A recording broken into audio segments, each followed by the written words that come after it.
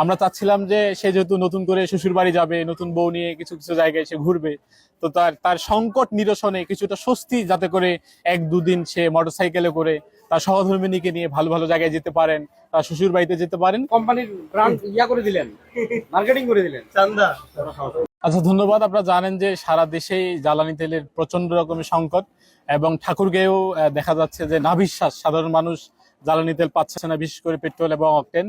তো সেই কারণে আমাদের ছোট ভাই রাতুল হাসান সাফি নতুন সে তার দাম্পত্য জীবন গতকালকে শুরু হয়েছে, আজকে বৌভাত অনুষ্ঠান।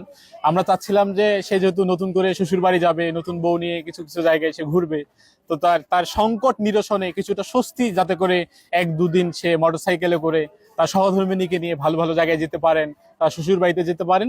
তার বৈবাহিক জীবনের শুরুতে কিছুটা স্বস্তির জন্য আমরা আজকে এই 5 লিটার পেট্রোল তাকে উপহার দিচ্ছি, বিয়ের উপহার হিসাবে আমরা মনে করছি, এবং আমরা সবাই আশা করছি যে দু একদিন হয়তো বা সে স্বস্তিতেই তার যে বৈবাহিক জীবন, এই বৈবাহিক জীবন সে স্বস্তিতে কাটাতে পারবে। এলাকায় খুব তেল সংকট, আমার জন্য খুব ভালো হয়েছে, আলহামদুলিল্লাহ, তাদেরকে ধন্যবাদ।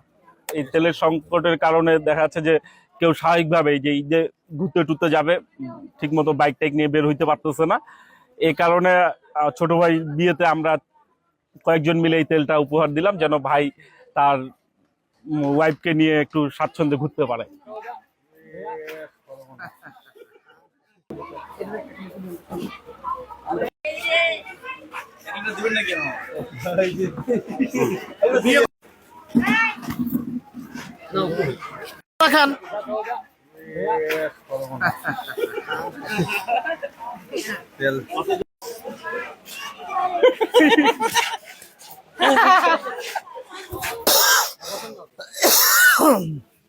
ও কাশি আসতেছে, এটা খুলে নেন বড়টা।